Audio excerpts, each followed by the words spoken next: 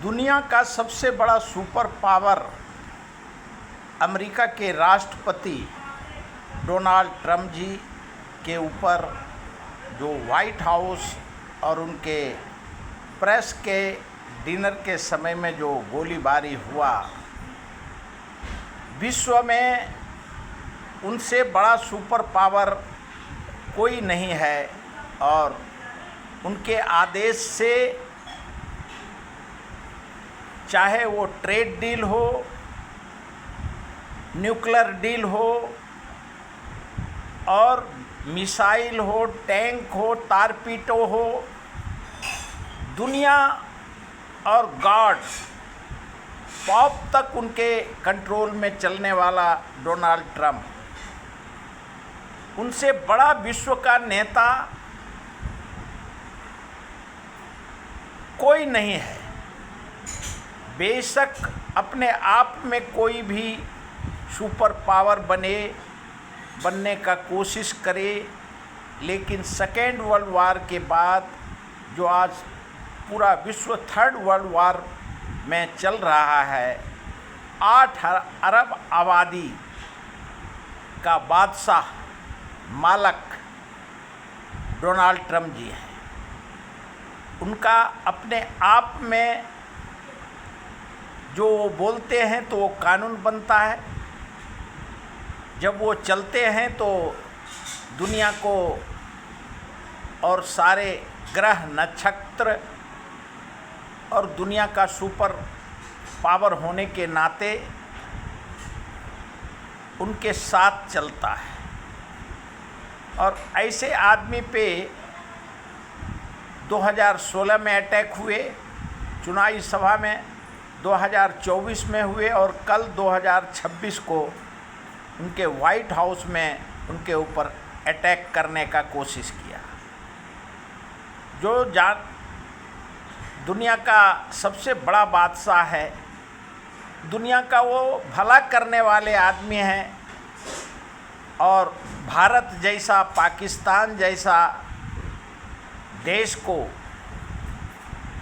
उन्होंने 1 महीना पहले कहा था कि मैं भारत के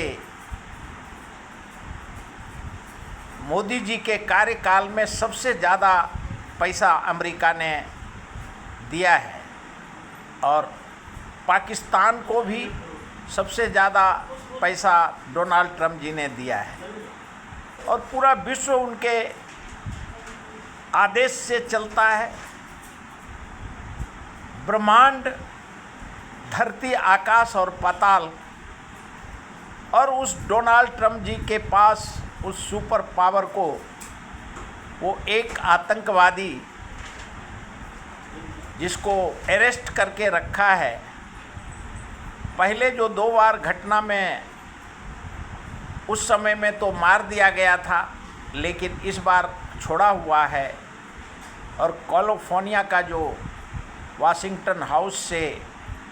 आ रहा है खबर की, वो कैलिफोर्निया का है और उसका इंट्रोगेशन FBI कर रहा है और विश्व के सामने में सच्चाई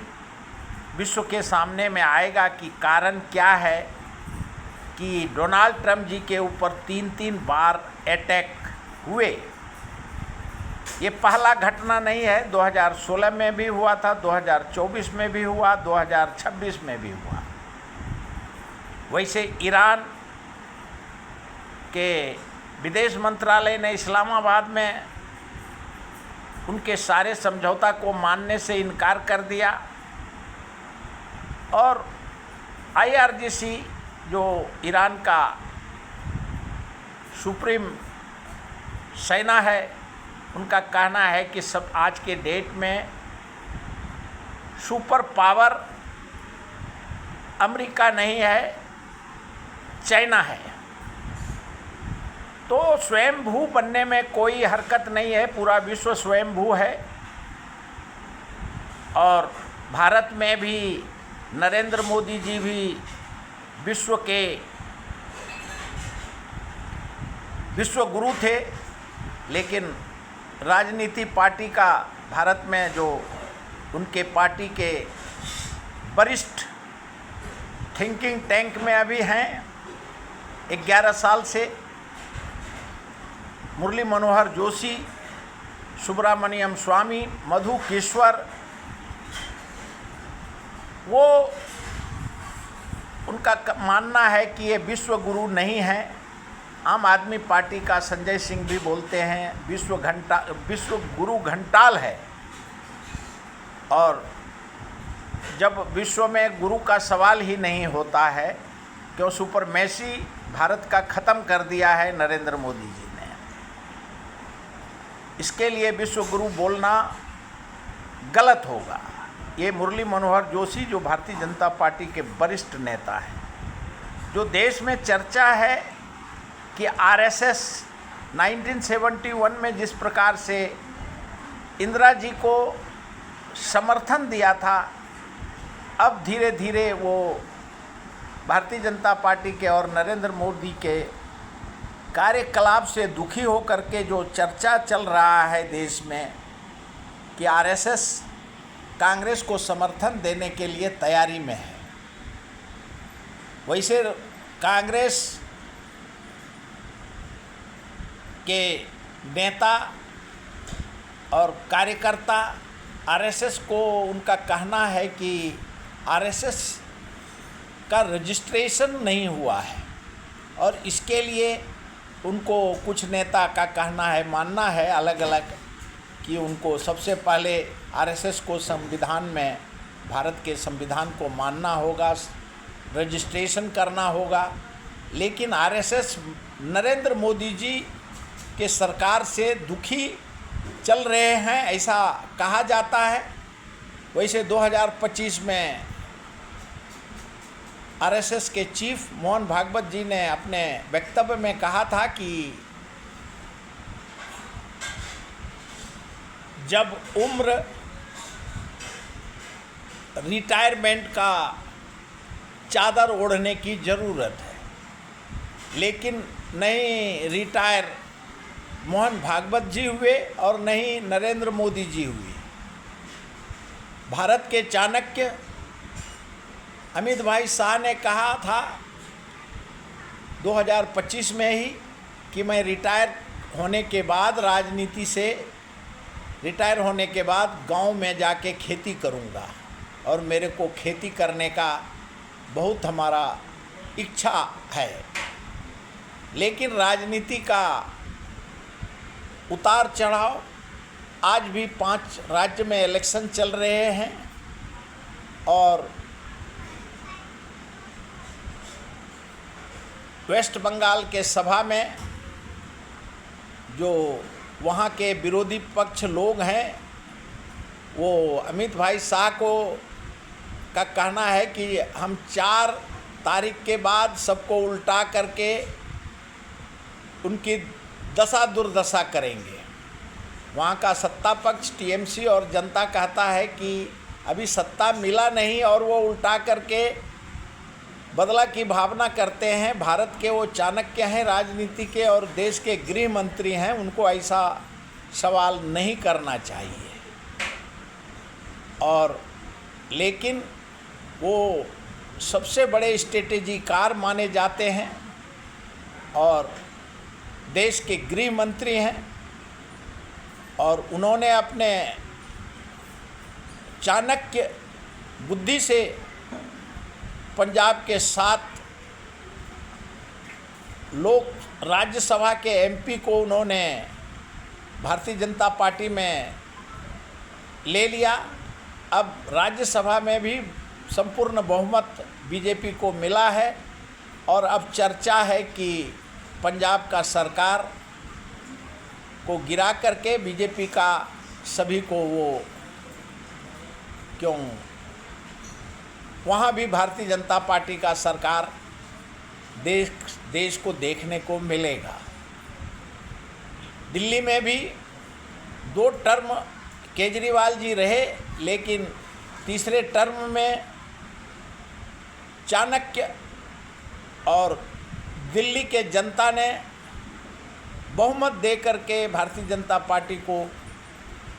दिल्ली का साम्राज्य बीजेपी को सौंप दिया। और आज पूरे देश में, अभी वेस्ट बंगाल में 4 तारीख के बाद देश देख रहा है कि भारतीय जनता पार्टी को सरकार मिलेगा, और दिल्ली में 2025 में ही चेंज हो गए हैं, सरकार बीजेपी का है। और पूरे विश्व, बिहार में भारतीय जनता पार्टी का कभी नहीं बनने वाला, बिहार में वहाँ बीजेपी का सरकार, उनका चीफ मिनिस्टर बना है। और ये चाणक्य नीति, चाणक्य स्मृति और चाणक्य बुद्धि जो नरेंद्र मोदी जी और अमित भाई शाह का, कितना भी देश में आरोप पक्ष विपक्ष लगावे, लेकिन उन्होंने इतिहास 2003 से लेकर के 2014 तक गुजरात के मुख्यमंत्री रहे नरेंद्र भाई मोदी जी, और 2014 से आज 2026 अप्रैल हो गया कि वो भारत के प्रधानमंत्री हैं। और उन्होंने अपने कार्यकाल में ऐतिहासिक सारे कदम उठाए।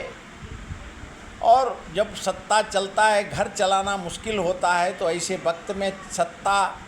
चलाने में 32 राज्य हैं, 140 करोड़ जनता हैं, उसका सवाल और जवाब देने के लिए सभी को खुश रखना मुश्किल होता है। लेकिन भरसक प्रयास नरेंद्र मोदी जी और अमित भाई शाह ने कोशिश किया है कि सत्ता के साथ, सत्ता के अनुरूप, और पूरे देश में आज जहां कभी बीजेपी नहीं आने वाला सीट, वहां इनको कितना भी बधाई दे, कंग्रेचुलेशन करे, और इनके सत्ता के अधीन चाणक्य नीति जो है अमित भाई शाह और नरेंद्र मोदी जी का, चाणक्य नीति के वजह से बेशक भारतीय जनता पार्टी के मुरली मनोहर जोशी स्वामी जी आरोप लगाते होंगे कि वो विश्व गुरु नहीं हैं, लेकिन उन्होंने देश का जिस प्रकार से देश को चलाया और उसका पकड़ उनका मजबूत है। आरोप लगाना संवैधानिक संस्था और पक्ष विपक्ष का चलते रहता है, चला है और आगे भी चलेगा। लेकिन आज सत्ता के अधीन भारतीय जनता पार्टी को ये श्रेय जाता है कि नरेंद्र मोदी और अमित भाई शाह और अडानी जी और अंबानी जी को भी संपूर्ण समर्थन देश के, भारत में उनका पकड़ मजबूत रहा है। कांग्रेस जैसे राजनीति पार्टी, जिसने देश में 70 साल राजनीति करने वाली पार्टी का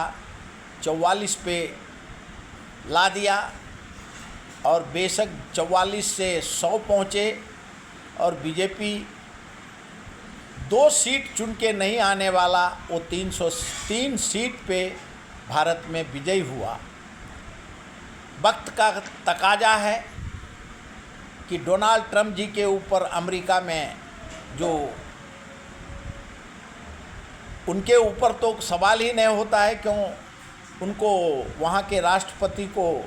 वक्त भी उनसे पूछ करके चलता है। लेकिन ये वैश्विक स्तर पे कि जिसको देख करके पूरा दुनिया डरता है, और उस राष्ट्राध्यक्ष के ऊपर एक आतंकवादी कैलिफोर्निया का वो गोली मारता है उनके नाम से, कहीं भी उनका विरोध हो तो पूरे विश्व में वो समाचार जाता है, और ये दुर्भाग्यपूर्ण होगा। उनका जान का रक्षा हुआ, और वहाँ के सैनिक, वहाँ के शासन प्रशासन सभी ने डोनाल्ड ट्रंप जी का बहादुरी के साथ उनको बचाया और देश ने जो वीडियो विश्व में अपलोड हुआ है यूट्यूब चैनल पे, राष्ट्रीय अंतर्राष्ट्रीय मीडिया में, जो कुछ मीडिया वाले बोलते हैं कि डोनाल्ड ट्रंप जी रोने लगे, वैसा शेर दिल 56 इंच का सीना भारत में नरेंद्र मोदी जी को है और 76 इंच का सीना डोनाल्ड ट्रंप जी को है। ये विश्व ने देखा और इनका, ये दोनों व्यापारी क्षेत्र से आते हैं और दोनों व्यापार में निपुण हैं, लेकिन व्यापार के साथ अर्थ में, शस्त्र में, सभी में निपुण हैं। और देश ने देखा कि हाउडी मोदी, हाउडी ट्रंप एक दूसरे का प्रचार, और भारत के प्रधानमंत्री ने दुख प्रकट किया है कि उनके ऊपर, और उनका जो उन्होंने कहा है कि मैं भगवान का बहुत बड़ा शुक्रगुजार हूं कि डोनाल्ड ट्रंप जी को किसी प्रकार का हानि नहीं हुआ, और वो सब शुभचिंतक हैं, मित्र हैं, और वो आरएसएस और जो मधु किश्वर या सुब्रमण्यम स्वामी या विरोधी पक्ष जो बोलते हैं कि वो नरेंद्र मोदी जी वो भी एक CIA का मेंबर हैं, तो खुशी की बात है। दुनिया में मोसाद और CIA, FBI ये दुनिया का सबसे बड़ा वैश्विक इंटेलिजेंस संगठन है, और उस राष्ट्राध्यक्ष के ऊपर भगवान ने कृपा किया। अगर कुछ अनहोनी होता तो विश्व में हाहाकार मचता, क्योंकि भारत के हमारे जो पूंजीपति वर्ग हैं, अडानी इंटरप्राइजेस, गौतम अडानी के ऊपर उसी अमेरिका में और डोनाल्ड ट्रंप जी के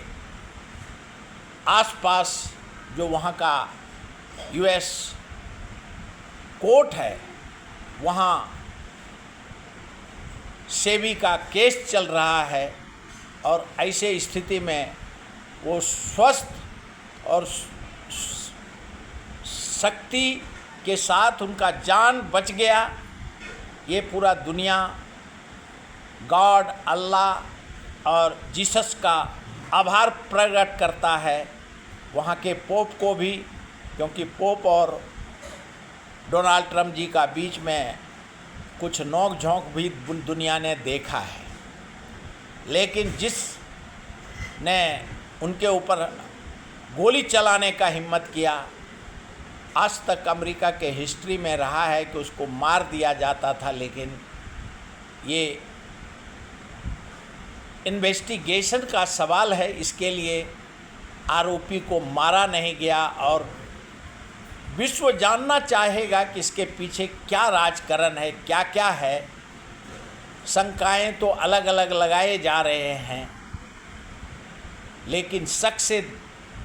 इन्वेस्टिगेशन नहीं होता है। तो जब व्हाइट हाउस जो सही जानकारी विश्व को देगा, तभी विश्व को मालूम पड़ेगा कि कारण क्या था। चुनावी सभा में तो पक्ष विपक्ष का, रिपब्लिक और डेमोक्रेट का वैमनस्यता होता है। 2 बार नहीं, ये तीसरा बार है। इस बार का घटना में